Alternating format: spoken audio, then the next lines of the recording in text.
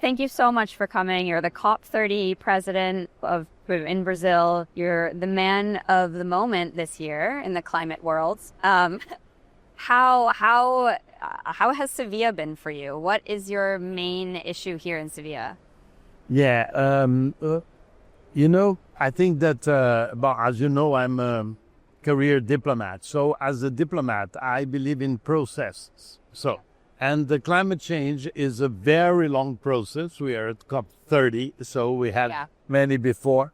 So since we believe in processes, we have to work in a much more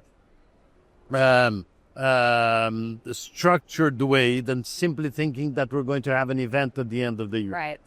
So we divided somehow our work this year in having a mobilization phase, which is the one we are at, and in which obviously we are participating in all the major events like Seville, and try to build and strengthen the arguments for dealing with climate at the end of the year, in a moment that everybody will be looking at the COP, and at the moment that everybody knows is geopolitically very complex. So let's say that we are in the middle of this mobilization phase. Okay. The Baku to Belém roadmap, sorry, I'm trying to work on my pronunciation there, is obviously an essential part of this plan. But I feel like it relies a lot on private finance, mobilizing private finance, which is, of course, a huge topic here in Sevilla. But at the same time, the Brazilian government is a real advocate of public finance and increasing public finance. How are you dealing with the potential geopolitical tension there? Yeah, that's an interesting question because, climate finance, I think, is already a strange expression because we have already seen for many years that we cannot treat climate as a silo. Yeah. Climate affects so many sectors of the economy, affects so many people that we have to mainstream climate. And so the thing is that we have to work on the mandate that we have received. And the decision in Baku to create the roadmap from Baku to Belém towards 1.3 trillion is full of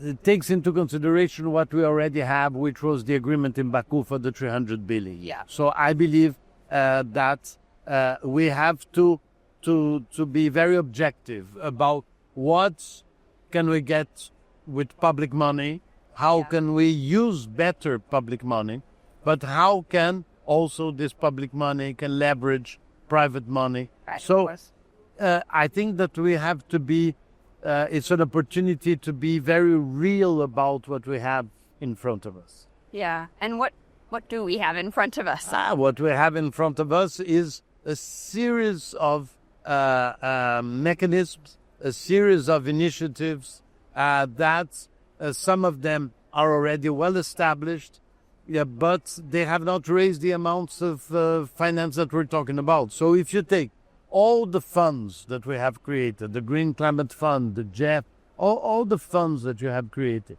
you don't get to 30 billion a year.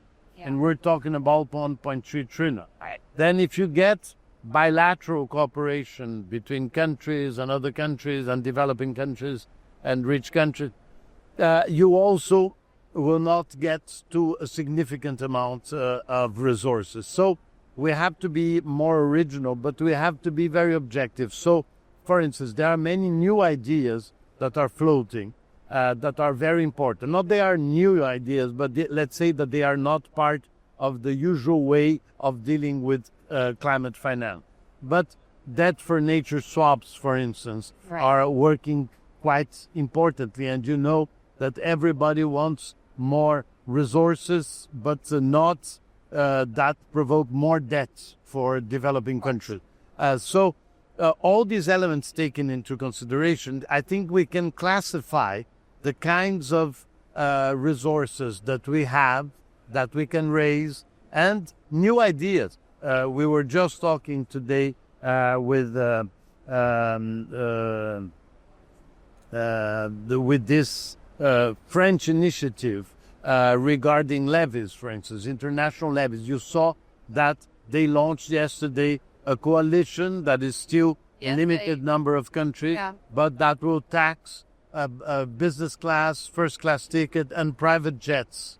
So this initiative, for instance, if you have a large number of countries that join, and if you get a reasonable levy for that, the persons that are developing it say it can raise $80 billion a year. So we have to take into consideration everything that is available today and put it very clearly for countries. Look, if we do that, we can get that. If we do that other thing, we can get that. And then try to build a menu of many different things that are available and how much each one of them will bring.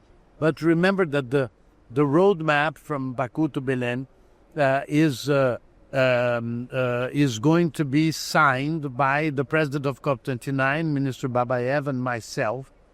So it is not an official document. It is a document that we were mandated to develop based on submissions by many countries, many organizations, etc., etc. So this is going to be a proposal, but it's not going to be approved at the COP. It will be, yes, we will answer the call. Right. And show to to all the countries that there are many things many directions we can take, and let's see what the countries decide after. But as a country, I mean, I know you're in an interesting position, right? Because you're the diplomatic lead of this conference, but you're also representing Brazil to some degree. And I mean, I was just in Bonn, as you were as well, I believe, and developing countries really want more public finance. Oh, sure. No, are you fighting for that? No. I think that the agreement we had originally with the UNFCCC and with the Paris Accord is that public money would be from developed countries to developing countries will be absolutely essential. There's no doubt about it. Then you have the whole discussion about what is really an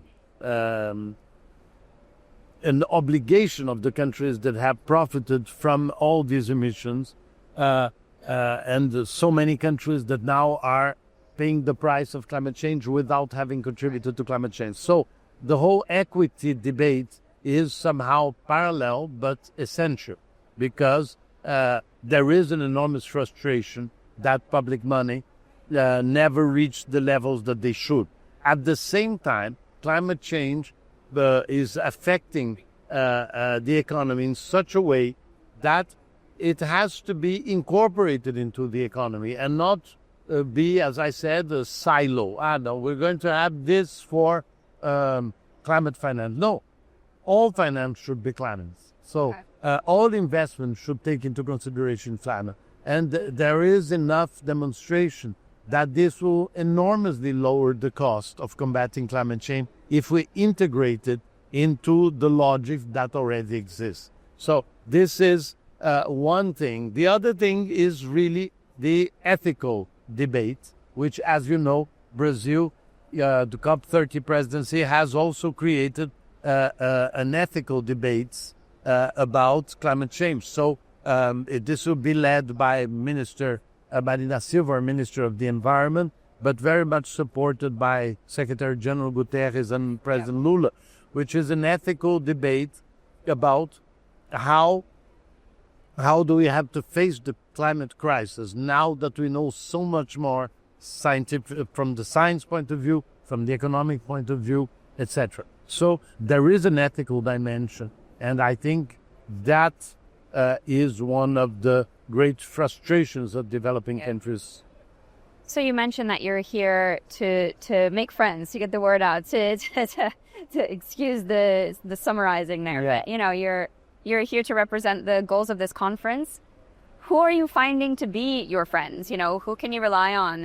Is the BRICS compact something that you're really diving into? Yeah, we have to go into many directions, because the world somehow has created the treatment of some subjects in silos. That is the reality. No, but the ideal of the COP30 and the Brazilian effort at COP30 is strengthen multilateralism. Multilateralism means negotiations that everybody participates. Right. So we also have plurilateralism, like the G20, like the BRICS, like the G7. So these are also very important fora, but they have a different logic.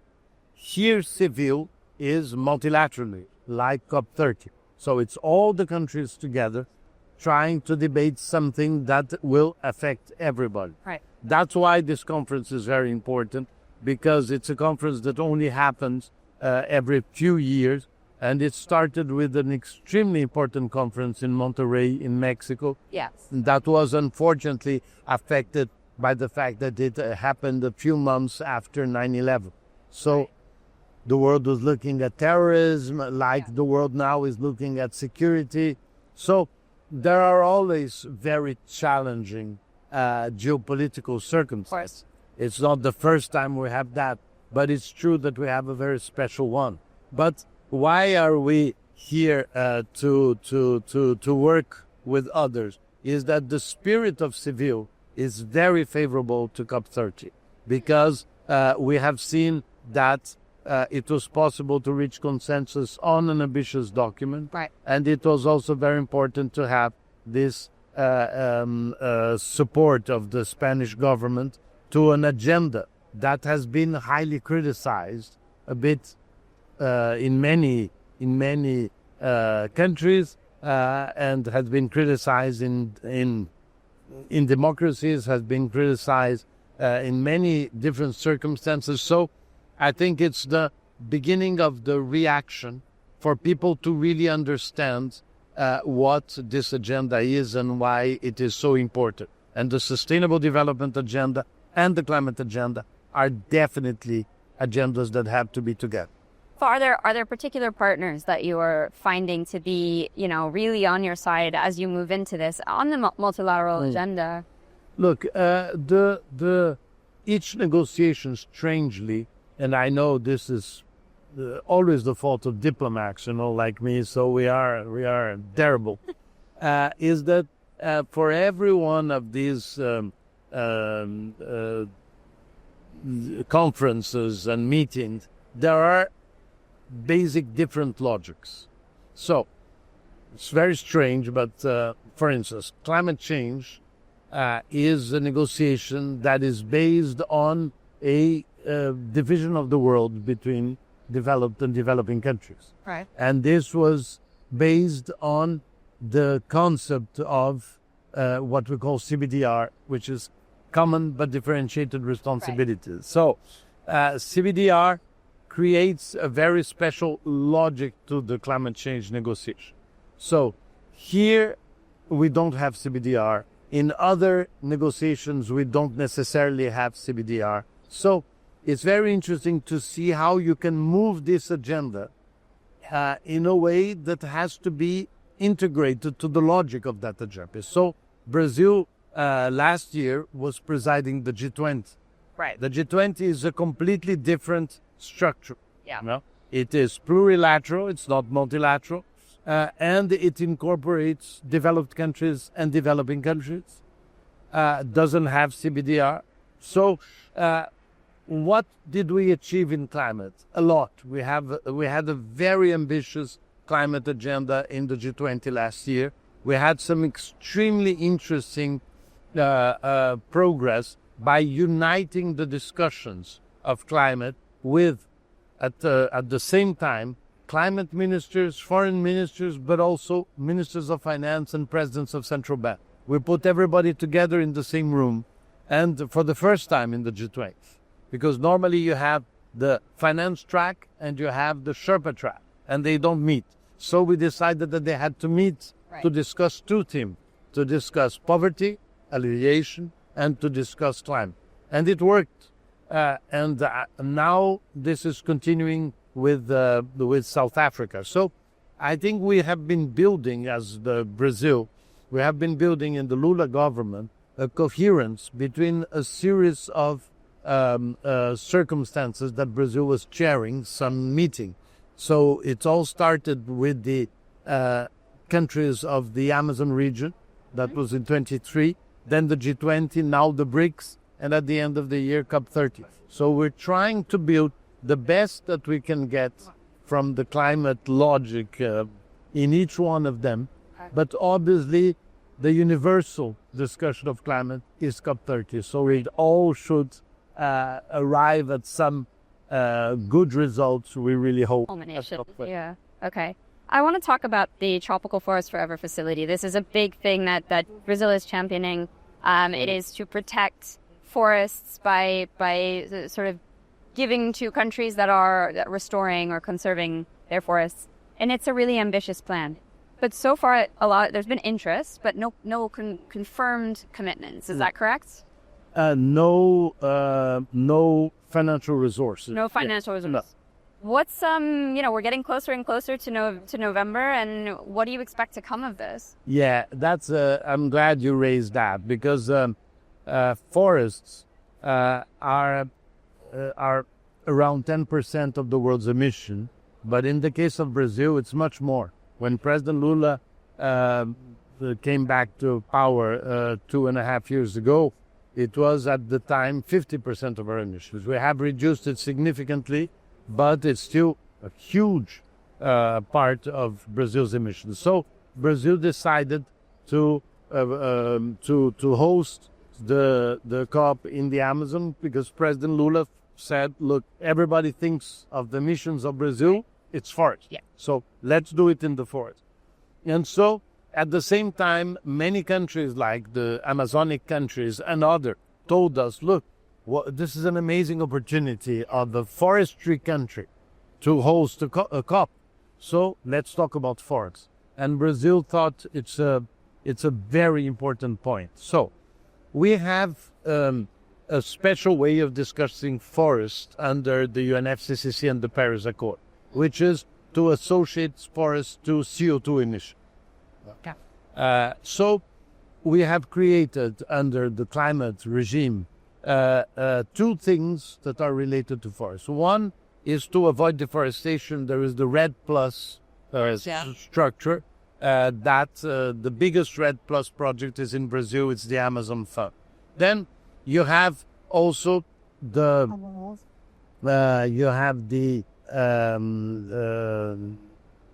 Article 6 that deals with the markets, carbon markets, and the carbon markets from forestry is something that can be an extraordinary step forward. Why? Because restoration of forests mean that you can capture CO2 that was already emitted. It's the only scientifically proven way of capturing CO2 that has already been emitted.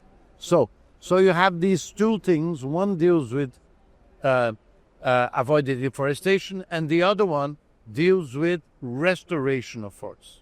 But somehow, conservation of forests was a little with no specific fund for it. So that's why Brazil is proposing the TFFF, because it's specifically for conservation. And why is it a good moment? First, because technology is helping us. You can check the conservation of forests through satellites today in a very efficient way.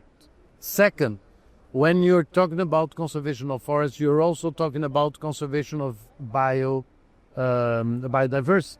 And you're also supporting local populations to help maintain forests. So it is beyond climate. Right. And the measurement is not going to be CO2. The measurement is by hectare that was preserved. So the TFFF is linked to climate, but it's not about climate, and it's not under the rules of the UNFCCC and the Paris Accord. Right. It goes beyond it. So it is a very innovative instrument because it is going to pay every year for those who are putting their money in that facility. It's not money like you put in many funds that you just put it and that's it. Wonderful. It's going to be administered. No, it's going to also be remunerated. So those who participating. What are the challenge? Is that it is a very ambitious plan, and we have to start with some essential first donors. Exactly. And that's what we are negotiating at the moment. These things have to be done in a very discreet way. So we have not announced who is to be the first donor. You feel optimistic. But we are getting there. Okay, it's okay. I know logistical issues have been a big topic of this COP. I know you addressed this at Bonn. I want to ask a little bit more of a specific question about the housing in Belém. I know that you're working on making a lot of housing accessible, but a big part of the idea of bringing the world to the Amazon is to interact with the society there, to interact with the rainforest. Are you concerned about, a bunch of foreigners coming in, taking up some of the Airbnbs, the hotels, and kind of kicking out the locals who are there for that period of time, not having that interaction? Yeah. No, I think that since the beginning we knew that it was going to be challenging to do it in Belém. It's a wonderful city, but it is not a city designed to have 50,000 people suddenly coming together. So the city is adapting very well, and the people are super welcoming.